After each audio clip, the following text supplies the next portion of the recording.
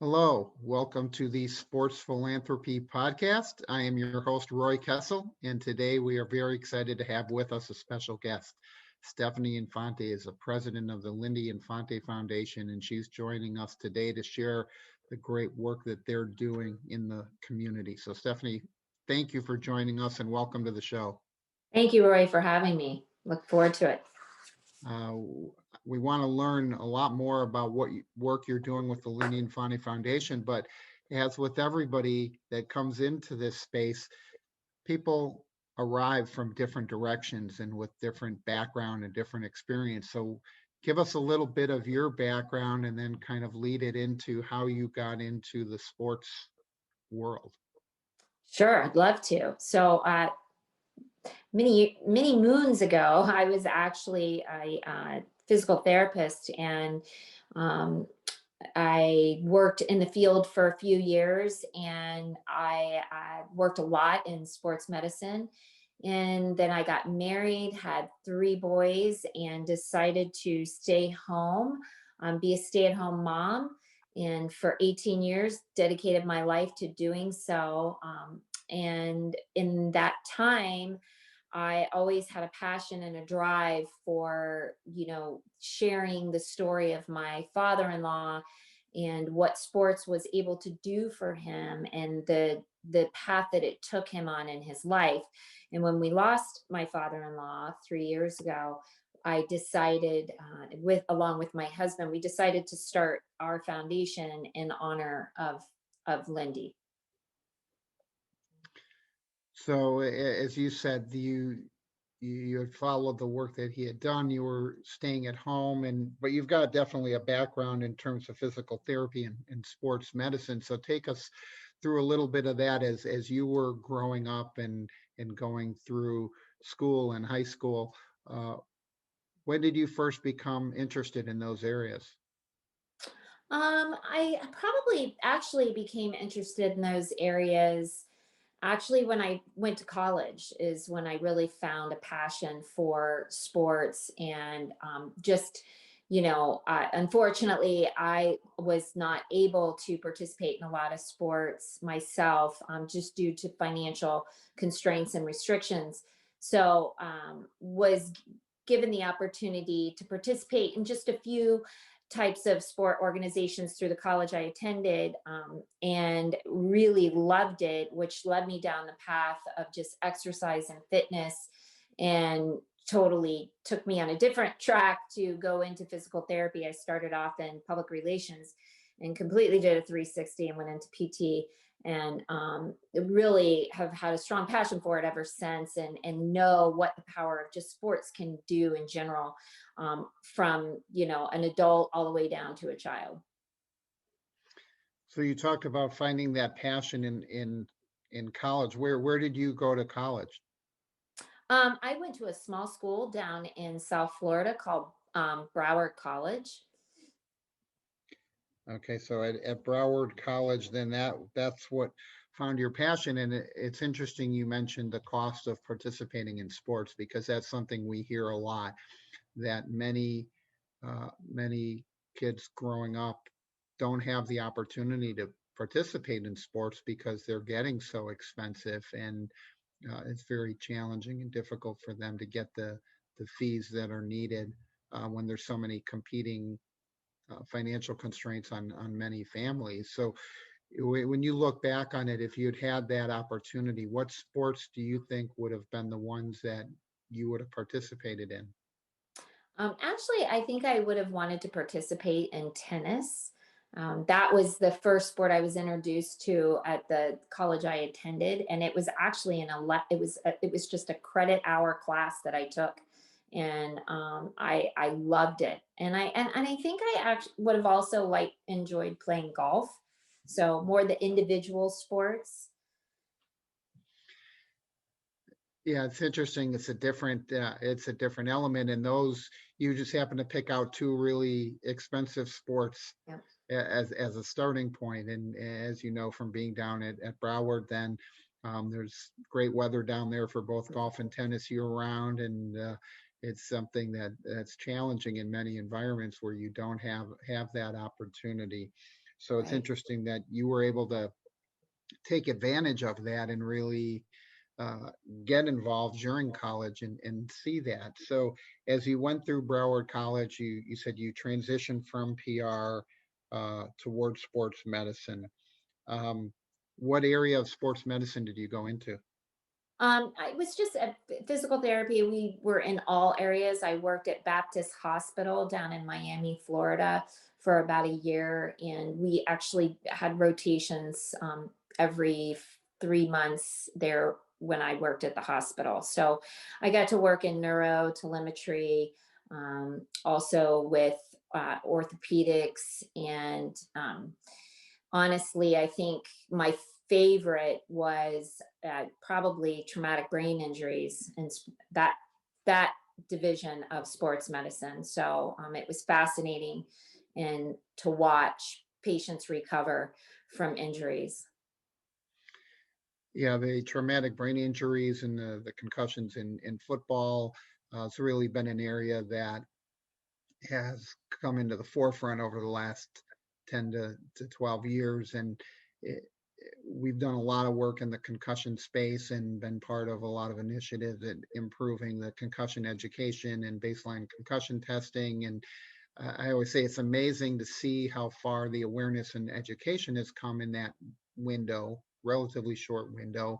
And yet there's still so many high profile mistakes where the concussions are not handled properly, where people are returned to the field too quickly, where the struggle is maybe less in diagnosing that there is a concussion than finding a proper mechanism and set of tools to manage and handle the post injury issues. Absolutely. Absolutely. Well, and now with the some of the new stipulations that have been put into place with um, the amount of concussions a child can receive, uh, and then they're no longer able to participate. What's happening, we're seeing in high school sports, is kids aren't reporting. They're not talking about these concussions that they're receiving because they know that once they've had more than 3 to 4 concussions, it's going to prohibit them from being able to participate. So there's there's that factor as well. Yeah, the factor of the underreporting of the concussion and then the gaming of the baseline concussion testing Right. protocols. Those are things that are really dangerous in the long run. And the struggle is that many of the organizations don't commit the resources that they need to really address those issues. They're spending more, as I say, we dealt with a lot of travel sports programs and soccer, hockey, whatever, and they're spending more on we'll call it the peripheral equipment, not even the real equipment, but hockey tape, rolls of hockey tape. The parents are spending more on rolls of hockey tape every week for their hockey season than a proper concussion program would cost over the course of a year.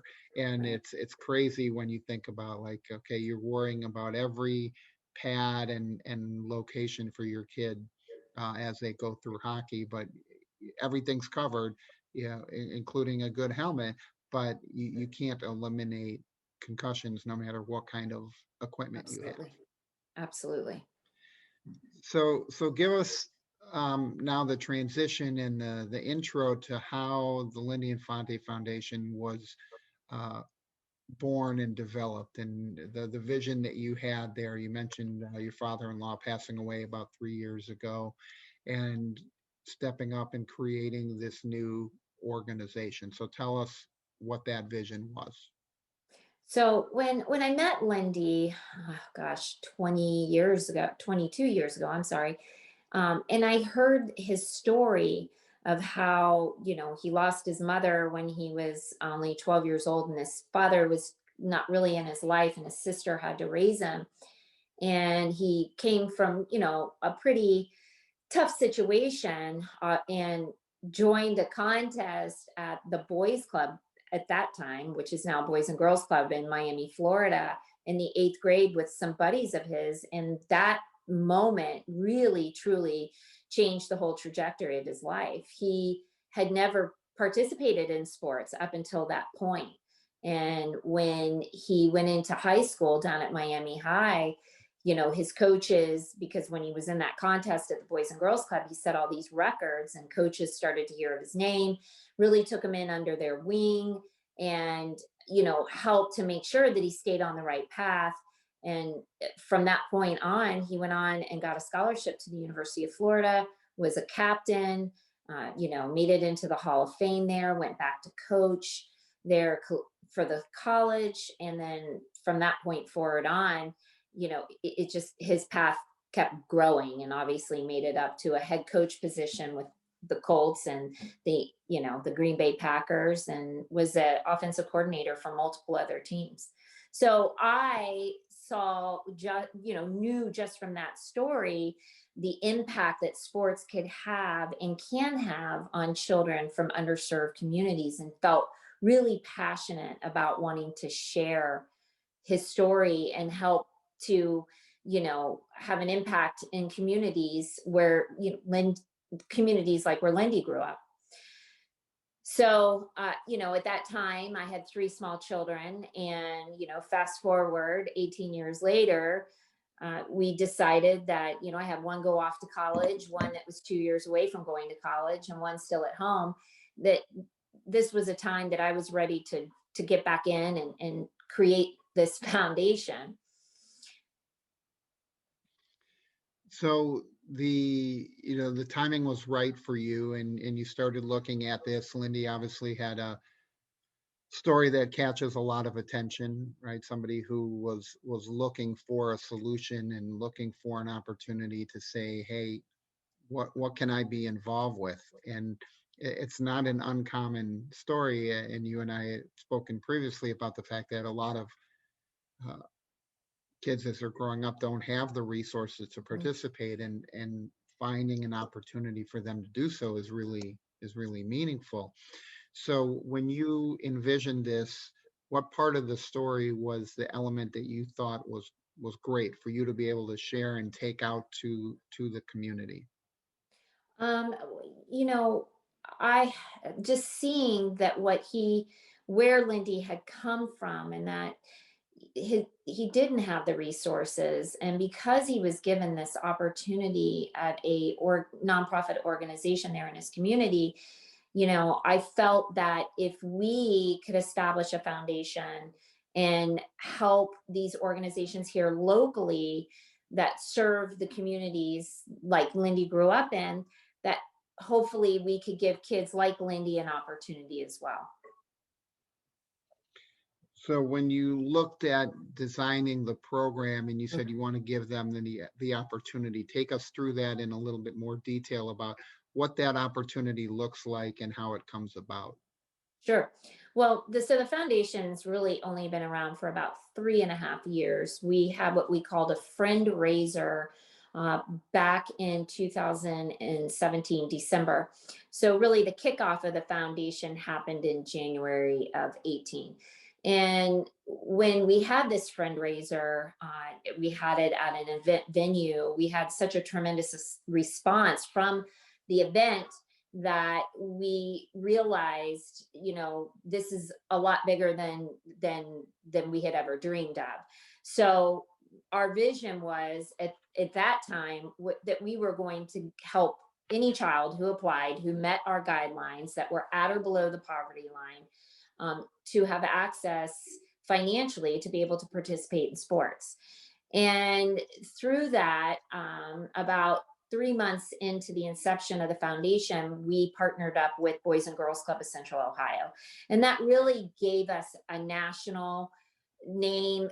We partnered up with a national organization that really put our name out there into the community and throughout the sport philanthropy landscape.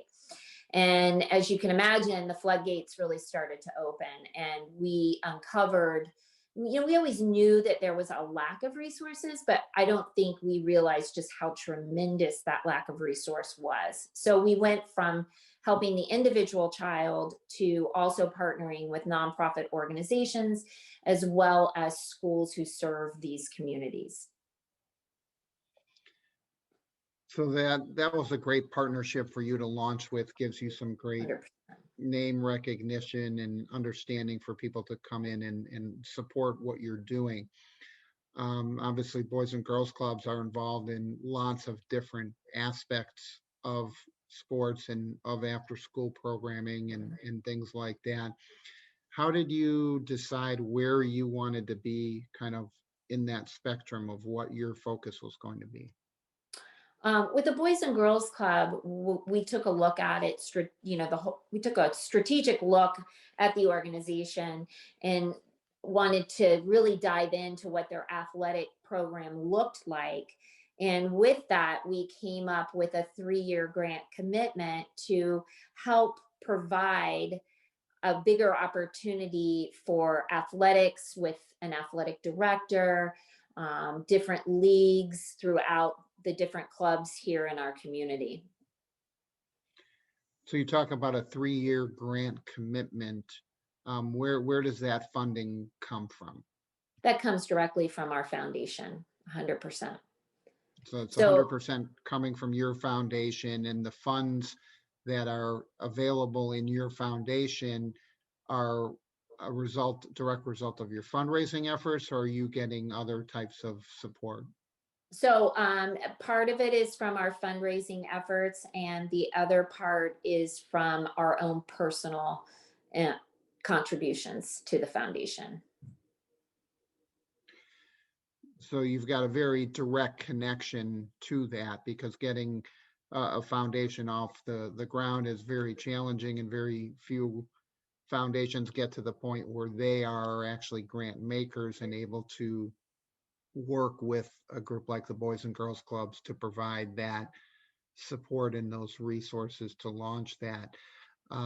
As you look at where you've gone over the first 3 years that you've been operating now, take us a little bit through some of the challenges that you go through to get that off the ground.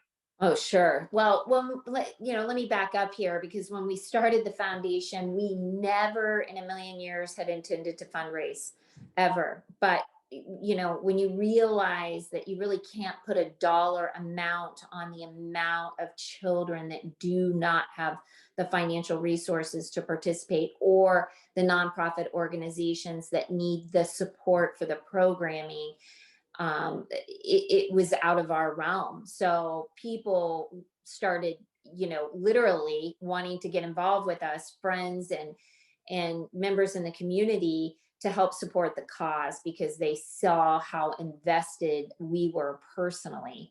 Um, and some of the obstacles that we've run into, one is you hate to say no. You hate to turn anyone away. You hate to not be able to provide funding to all those who reach out to us.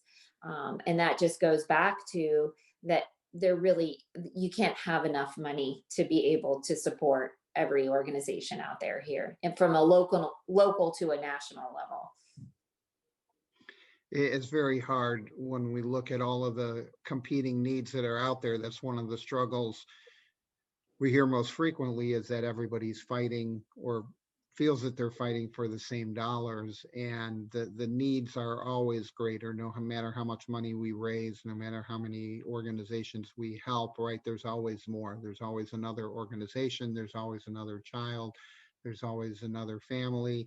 Um, and so as you've gone through that process now over the 3 years, how have your fundraising efforts changed and evolved? So, up until the pandemic, we started having an annual event after we had the fundraiser and saw the response we had. Then we turned it into an actual fundraising event.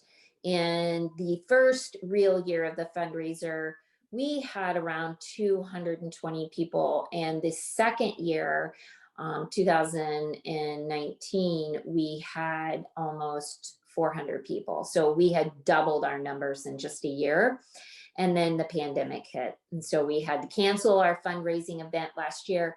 We just felt strongly, my husband and I and our board members, that we didn't want to host a fundraising event and take away dollars from other nonprofit organizations and foundations that we know truly need the funding right now. So we have funding, and we're still able to write these grants. And but with sports stopping, we haven't had a huge influx of requests at this time. We do expect that's going to change here, in the near future. But that's typically how we do our fundraising efforts. We just do it once a year. But to be honest with you, Roy, it's amazing. I mean, I will say probably on a monthly basis, we receive donations without even having to ask. Well, that's a good problem to have, and it speaks to the caliber of the work that you're doing and the awareness that you've created for people to understand how great that impact is, and what an important need that you serve. Because for those of us that have been around sports and in sports, we recognize how critical that is for people to have the opportunity to play and being part of a team and being physically active. I think that's been one of the big challenges through COVID, for people to understand that uh, all kinds of things have stopped and been put on hold, but the needs really don't change. I mean, we've shifted things where people are now sitting in front of a screen like you and I are talking, and that's great. But I think back to myself when I was in school, I would have gone crazy sitting in front of a computer screen all day going to school. And then my quote unquote physical activity now comes being part of another screen, and having my after school sports or my sports team trying to coach me through drills or engage me through a screen instead of running around the field or the court or whatever the case may have been. Absolutely, 100%. Yeah, it's a challenging year, and so now we're in 2021. Hopefully, most of the tougher part of going through this COVID era hopefully is behind people, but the sports, I think, are still going to have an effect for at least the first half of this year, maybe longer. Um, what are your plans for the organization in terms of continuing fundraising and then looking at providing grants going forward? Well, kind of piggybacking off of what you said with the screen time and the Zoom and the stationary, we as a foundation pivoted uh, back in March and quickly and said, what can we do to continue to keep kids engaged? And that's when we started our pilot program of Sport in a Bag. And along with our partners at OSU Life Sports, who created a program, Dick's came on board, Franklin Sports, Nike, and helped us with purchasing equipment. And we created bags and with jump ropes, cones, programs, footballs, basketballs, or soccer balls. We have a mobile unit, and we've been able to go throughout the state, just because we know how important it is. We want to keep kids moving and active, especially during this pandemic. And moving forward, we are definitely going to continue with this pilot. It's really allowed us to have a much broader reach throughout the entire state of Ohio, which has been super exciting. And we also, as far as our fundraising efforts go, right now, tentatively, we are planning to have our event in December, if all goes as planned.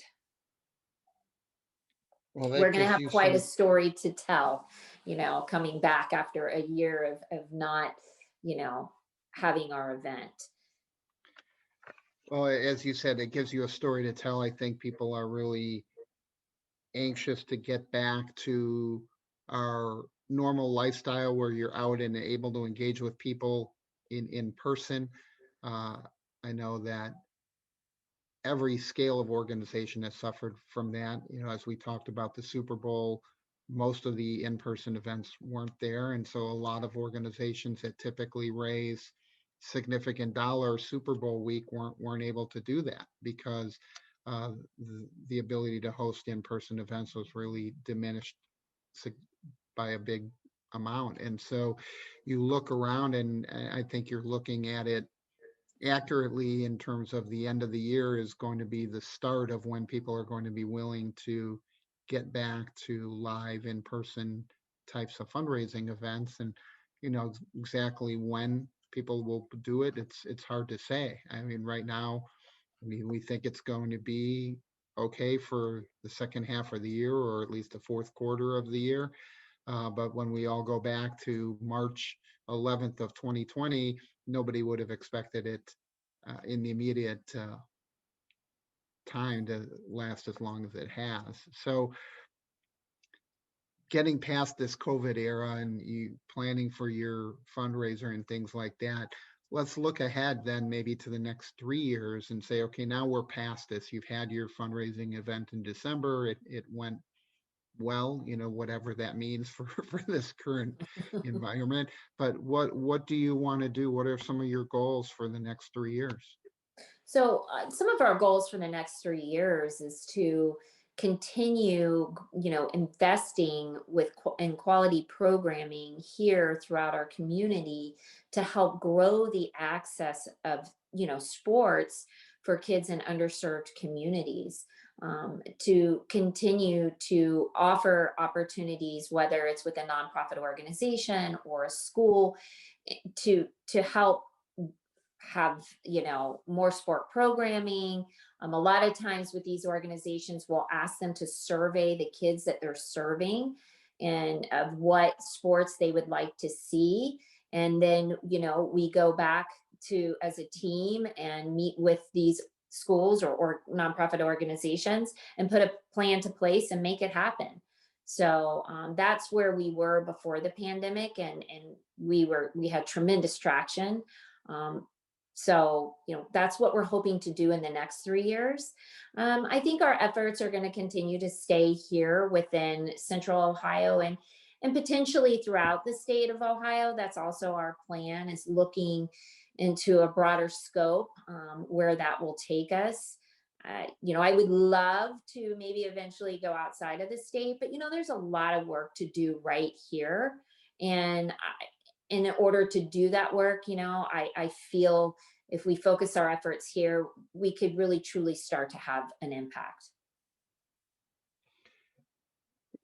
That's always one of the challenging parts when you look at an organization. You create a great model and you make an impact, and you see how well it is serving the community, and you want to take it out further and further, which at the same time in the short run can potentially dilute things Right. because you don't have necessarily the resources to take that either statewide, regional, national, whatever the case may be.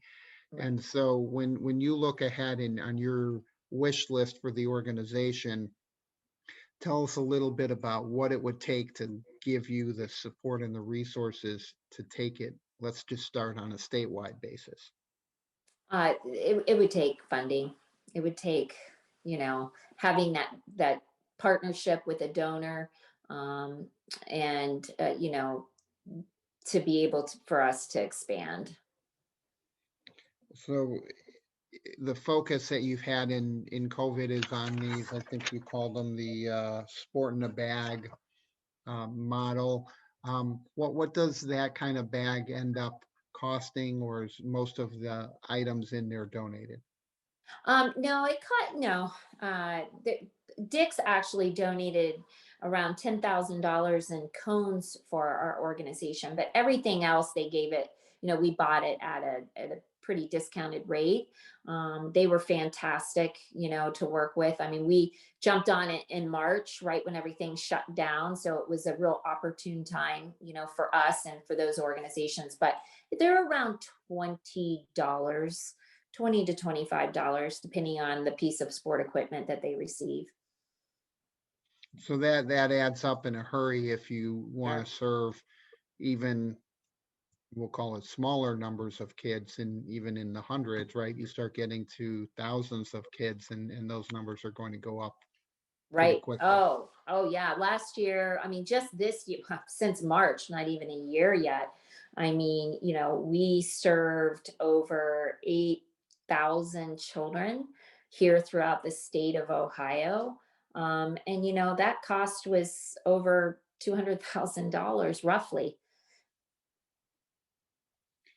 Yeah, and that's a big amount for a young organization to raise and sustain, and Right. that's not even including all of the work and effort that goes into the distribution and assembly of everything associated with that bag, right? It looks really easy when somebody hands you a bag and you're like, oh, that's terrific. And just like everything else around the sports world, I always say that uh, people don't give a lot of thought to what goes into producing a sporting event, getting all the food and beverage to the stadium that you enjoy while you're at an event. And something like these bags, there's a lot of moving parts that go into it, and in terms of storing the items as they come in and assembling the bags, and finding a good distribution mechanism and partnering with the organization. So how many people do you have involved in that process? We have a lot of volunteers, so it's a volunteer effort. We have had a couple of part-time college kids, actually athletes, college athletes that helped with the foundation over the summer. We couldn't have done it without their help and our volunteers. And I have one part-time staff member who works with us. Before the pandemic, I had two full-time staff members, but since the pandemic, it's been part-time. So, and you're absolutely right. We actually, my husband's company had a warehouse. Well, we had to get our own warehouse for all the sport equipment because 18 wheelers would show up with pallets of equipment from Nike or Franklin or Dick's. So we now have a whole warehouse dedicated just for the Sport in a Bag program, as well as some of the merchandise that we gift out from the foundation to local organizations, to donors, to just kids in the community. Well, Stephanie, it sounds like you're doing amazing work. In addition to donations or fundraising types of efforts, which is something every organization needs, give us a sense of what other members of our network and our community could do to help support the work that you're doing. I think it's just helping to you know let people know that the Lindy Infante Foundation is here and that we are willing and wanting to help grow this access for our underserved communities. And, getting involved and understanding just how tremendous this need is and what an impact, sports can play in the children that we serve and to their lives.